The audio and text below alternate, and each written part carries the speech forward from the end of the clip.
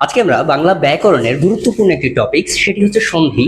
এর একটি সূত্র নিয়ে আলোচনা করব। খুব বেশি না, একটি মাত্র জিনিসটি আমরা আজকে আলোচনা করব।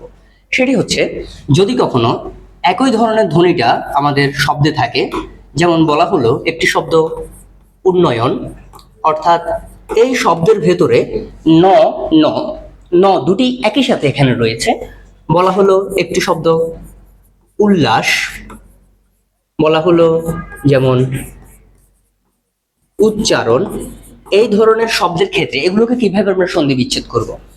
এর জন্য মেইন কাজটা হচ্ছে যে যে ধ্বনিটা আমরা একই সাথে পাচ্ছি, এই ধ্বনিটা প্রথম ধ্বনিটির জন্য, অর্থাৎ প্রথমে যে যুক্ত বর্ণটি থাকবে তার জন্য আমরা খণ্ড ত ব্যবহার করব। তার পরবর্তীতে যে ধ্বনিটি থাকে সেই ধ্বনিটিই বসবে, এছাড়া কিছু না। অর্থাৎ যদি ন থাকে তাহলে ন হবে, যদি ল থাকে তাহলে ল হবে, যদি ড থাকে তাহলে ড হবে, যদি জ থাকে তাহলে জ হবে। এভাবে করে জিনিসটা হবে।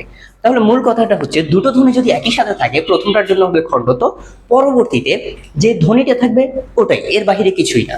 তাহলে এখানে আমরা দেখি, যখন আমরা বলতেছি উন্নয়ন, এই উন্নয়ন শব্দের ভেতরে দুইটা ন আছে। এই প্রথম নয়ের ক্ষেত্রে আমাদের বসাতে হবে খণ্ডত, আর দ্বিতীয়ত যা আছে তা একইভাবে হয়ে যাবে, এখানে আর কোনো পরিবর্তন নাই।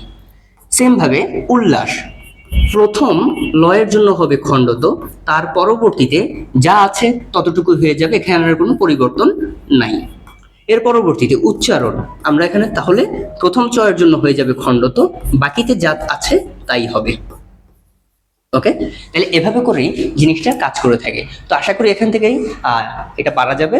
তো মেইন জিনিসটা হচ্ছে, যখন একই রকম ধ্বনি দুইটা সংযুক্ত আকারে থাকবে, প্রথমটার জন্য খণ্ডত আর দ্বিতীয়ত যা আছে তাই দিয়ে বাকিটা পরিপূর্ণ করতে হবে, তাহলে এই ধরনের সন্ধি বিচ্ছেদগুলো পারা যাবে।